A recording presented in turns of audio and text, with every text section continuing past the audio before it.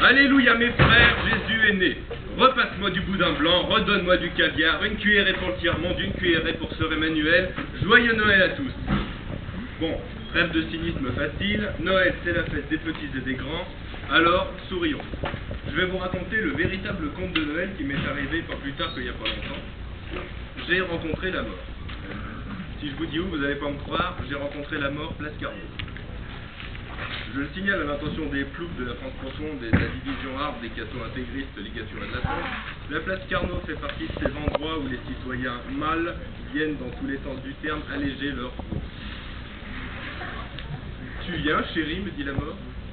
C'était une voix presque inhumaine à force de beauté, une voix aspirante, sans mauvais jeu de mots, la même sans doute qui faillit perdre Ulysse. Je freinais pile des deux pieds, je me tournais vers elle.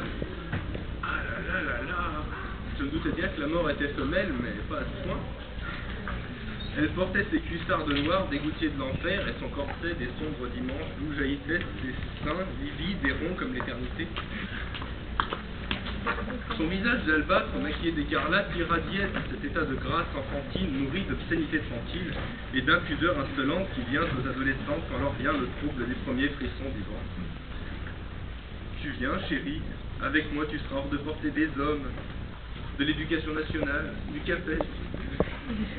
Je peux pas, madame. Aujourd'hui, ça m'arrange pas trop, c'est bientôt Noël, faut me comprendre.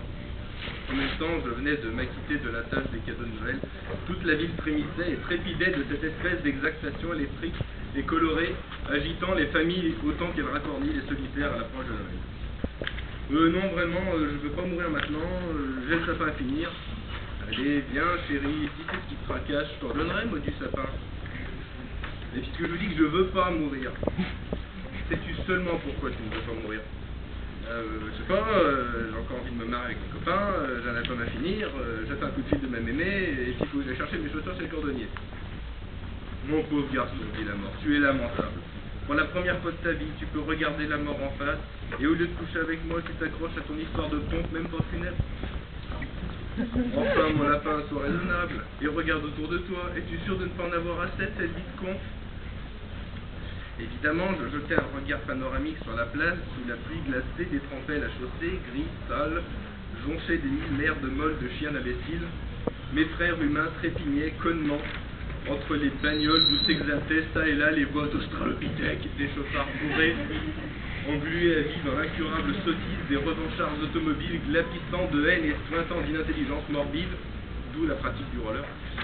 Sur la devanture du kiosque à journaux, la guerre menaçait partout, le dernier chanteur Starak affichait et les gamins à sourire évoquant une cicatrice de césarienne ratée, et les bronzes étroits venaient de sortir en DVD, ce qui est franchement neuf. Alors tu viens, chérie, dit encore la mort dans un souffle infernal et brûlant qui m'envahit le cou jusqu'à la moelle.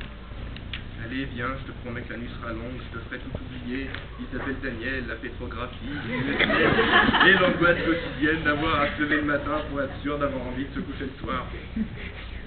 Excusez-moi madame, mais vraiment j'hésite. Il est vrai que ce monde est oppressant, mais depuis que j'ai connu ces étés lointains avec une pomme dans la main et Ève dans l'autre, j'ai pris l'habitude de vivre, et vous savez ce que c'est, l'habitude se tourne à la manie. Alors bon, mourir comme ça tout de suite sans cancer ni infarctus ou overdose avant Noël, ça la fout mal, j'aurais vraiment l'impression de rater ma sortie. En plus, j'imagine ma femme, parce que j'ai une femme, c'est un sketch.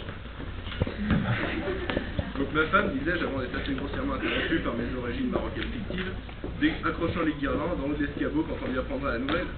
Madame, soyez courageuse, votre mari. Ouais, c'est toujours pareil, jamais là quand on a besoin de lui, c'est toujours les mêmes qui accrochent les guirlandes, y'en a marre. Alors la mort désespérée haussa les épaules et se rabattit sur un petit vieux qui était parti pour réveillonner tout seul devant Patrick Sébastien. Alors la mort l'a baisé à mort, même le soir. Voilà, j'espère que cette histoire vous aura amusé, ne serait-ce qu'un peu, et qu'elle aura permis à certains de s'initier aux obsessions des projets, histoire de changer un peu de fond du bosque.